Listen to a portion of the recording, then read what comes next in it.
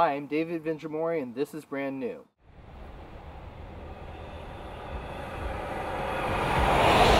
How does a car get redesigned? It usually starts with a blank piece of paper. A designer creates a gorgeous sketch. Then engineers get involved and tell the designer why all those pretty details won't work. What often happens is that you end up replacing a vehicle that people know with something almost entirely new. Sure, the new vehicle has the same name, and it may appeal to the same kinds of people, but it doesn't look one bit like the old one. That's what happened to the Nissan Maxima. Here's the Maxima in 2014. Now let's look at the 2016 model after its redesign. They don't look at all similar, do they? Most cars and trucks go through this process every 3 to 5 years, but there are a couple of vehicles on the market that don't work like this because they can't, because they're icons. The look of the vehicle is so central to the brand that it can only change a little without risking the whole franchise. One of these is the Porsche 911. It was introduced in 1963, and while today's model looks different, it's not too hard to see that they're the same car. The 911 has seen just 5 redesigns in the past 30 years. But there's an even older automotive icon that was born right here in America. One that gets redesigned a lot less often than the Porsche, but sells a lot more. 20 times more, in fact. We first saw this vehicle during World War II. It's the ancestor of all sport utility vehicles, from the Subaru Forester to the Ford Explorer. The first non-military version of the wartime Jeep was called the CJ for a civilian Jeep. It's got guts, rugged Jeep guts. There's the most famous four-wheel drive of them all, with an extra strong steel frame. Nimble, quick, the Jeep. It's the original Jeep. Toughest 4-letter word on wheels. And since 1986, we've called it the Wrangler. Until this year, the Wrangler had been redesigned just twice, when the original YJ gave way to the TJ in 1996, and then when the JK was introduced in 2006. The last redesign was a breakout success. The JK was introduced at a time when Jeep was selling 80,000 Wranglers. The decision was made to add a 4-door, the Unlimited. Though scorned by the enthusiast community, the Unlimited quickly started outselling the original 2-door, and it may have saved the Wrangler line. Mark Allen, head of design for Jeep, told me that if Jeep had not introduced the Unlimited, they would have been forced to move the Wrangler to a less capable platform or close down that side of the business altogether. Now, Jeep sells nearly 200,000 Wranglers annually. More than that, the Wrangler embodies something elemental about the overall Jeep brand. Allen calls it the nucleus of the atom for the brand. That nucleus is the spirit of adventure. The Jeep Wrangler may be the last pure vehicle on Earth. You can take off the top, the doors, and the windshield. Every part of it is made to be modified, to be customized. Its abilities exceed the intestinal fortitude of all but the foolhardy or very experienced off paved roads. It's a toaster on wheels in an age of wind tunnel creations. It is built for one thing and does that one thing gloriously. And for those who don't want to make the sacrifices in comfort and on-road handling that this most elemental Jeep has demanded for the past 3.5 generations, the brand has built other models. The Renegade, Compass, Cherokee, and Grand Cherokee together account for more than 80% of all Jeep brand sales today, but they depend on the Wrangler, which transmits that purity of purpose, that ruggedness, and adventure to the entire brand. There have been other vaunted off-road brands, but the Land Rover spawned the Range Rover and moved upscale, as did Mercedes-Benz with its millionaire-seeking G-Class. Toyota could perhaps have built a brand around the Land Cruiser, but it chose to center its brand with the comfortable reliability of the Camry instead. Only the soul of Jeep remains pure and undivided. So we have a multi-billion-dollar brand that supports tens of thousands of jobs at Fiat Chrysler, its parts suppliers, and the huge aftermarket industry, all depending on the success of one very specialized vehicle. The redesign of the Wrangler JK is a wager for the entire brand, if not the company. We've had a good chance to talk about the brand and what happened with the JL, but I'm sure you're more excited to see it and see what it can do on the trail. The Wrangler JL is a much bigger deal than virtually anyone realizes, including much of the automotive press. So let's take a look at it. If you're not a die-hard Wrangler fan or an automotive journalist, the new JL looks pretty much like the old JK. Enthusiasts drive the Wrangler off-road. They understand all of the sacrifices that daily driving the JK entailed and were willing to make them. But the four-door Unlimited extended the Wrangler to lots of other people. A lot of them don't love the squishy on-road feel or the severely upright back seats of the JK. Jeep designers knew that they'd have to do better with the JL.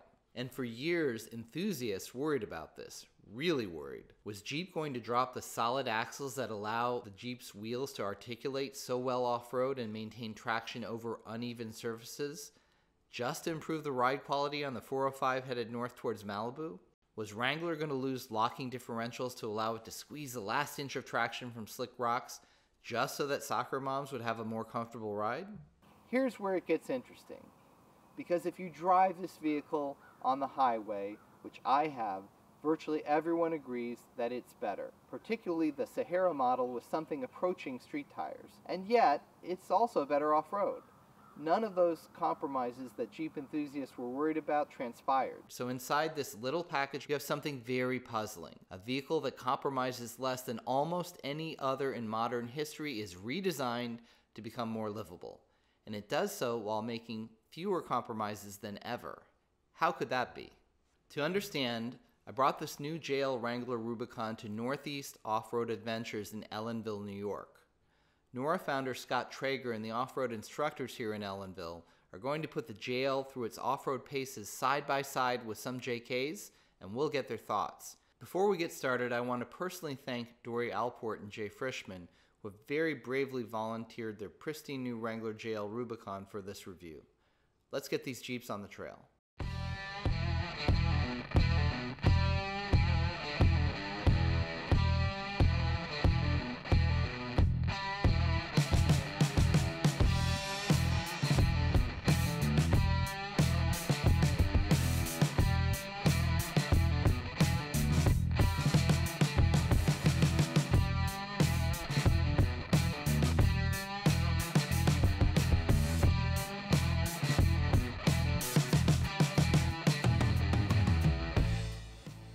I'm Scott Traeger with Northeast Off-Road Adventures. The majority of students bring Jeep JKs out to our classes.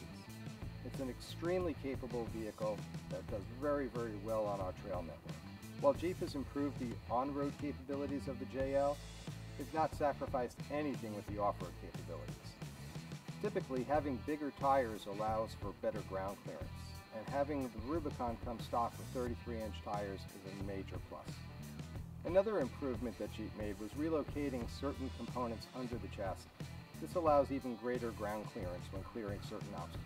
One of the features that I thought was really good was the ability to have that rear view camera running while we're moving forward. That allows us to make sure vehicles behind us are following. It also allows us to see if people are walking as we're going really slow on the trail. We want to make sure that we're aware when people are coming alongside the vehicle.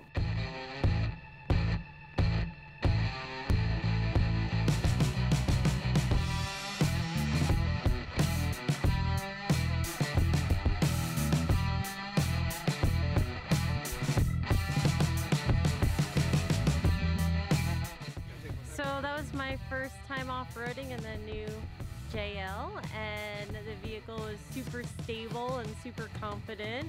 I had more confidence in the Jeep than I did in myself, but Scott was a great coach, and we got through the trails. It was awesome. This is my fourth Wrangler, my first Unlimited, and I've done minimal off-roading. But this is a treat. Definitely the George's Hill was the steepest hill climb I've done. As you can see, there are a lot of changes hiding underneath the skin of the JL that make it more capable off-road. But one of the things we know about Wranglers is that they get customized. One of the newest growth areas for Jeeps is called overlanding. That's where you take your Jeep camping, car camping, but you park in places that an ordinary four-wheel drive like a Subaru can't reach. We've got one of those modified vehicles here today, and it's serving lunch.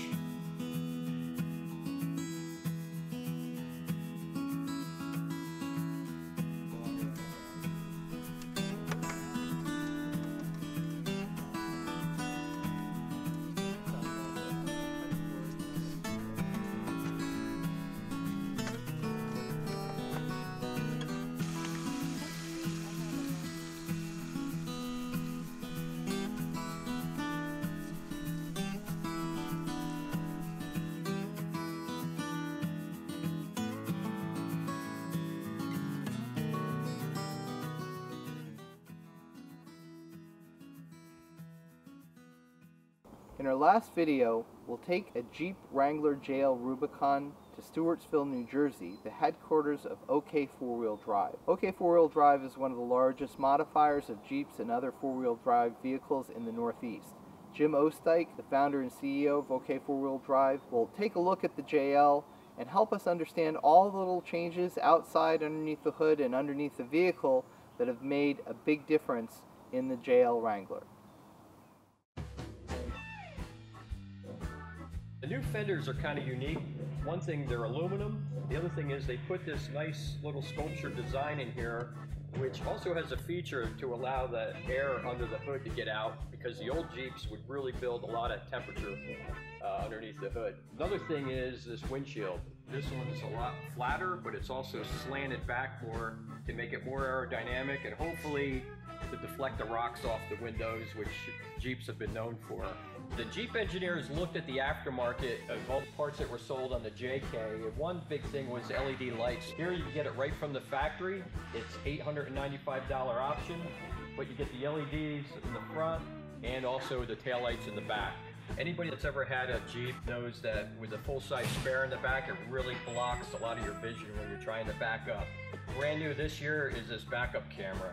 They housed it right in the middle of the spare tire, and they got a nice heavy steel casing that goes around the camera underneath this. So it's going to be great now for trail riding as well as just everyday driving when you back up. Underneath, Jeep engineers kind of took a good thing that they had with the JK previous model and just improved it a little bit. Previous model Wranglers always had the front shock had a stud on the top, and that was always a hassle. Now they finally got it right, and they put an actual bolt with a nut on the top. They put the rear shocks on the outboard side of the frame, which gives you more articulation for off-road use. On the front axle, we now have dual piston calipers for better braking, aluminum outer knuckles, which are a lot lighter weight, and also an aluminum steering box.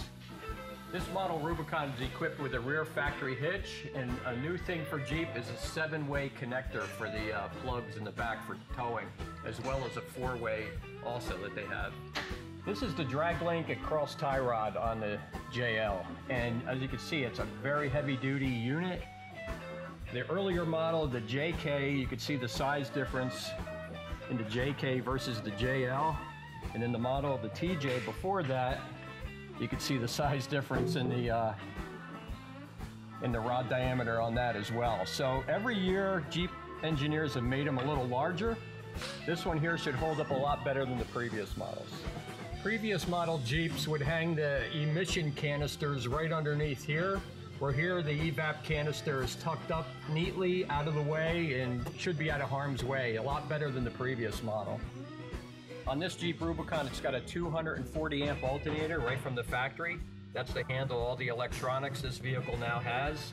I remember when a 100 amp alternator was a good size alternator. So they also have 2 batteries. You got the main primary battery, and there's another battery underneath to help with that start-stop system that this has to save on fuel mileage. The 3.6 liter motor is the same engine that the Jeep JK had before it. However, this one seems a lot peppier. I think it's a combination between the new 8-speed automatic trans. Also, they lightened the vehicle up quite a bit too with the aluminum fenders, hood, tailgate, and steering components. So I think driving this compared to the JK, it's a lot quicker acceleration. The new Jeep JL doesn't look much different than the previous generation JK, and it still has 2 solid axles and is narrow enough to slip through the Rubicon Trail. But underneath that similarity, there's a fantastic level of attention to detail that will reward the faithful and attract lots of other buyers and potentially propel the value of the Jeep brand as well.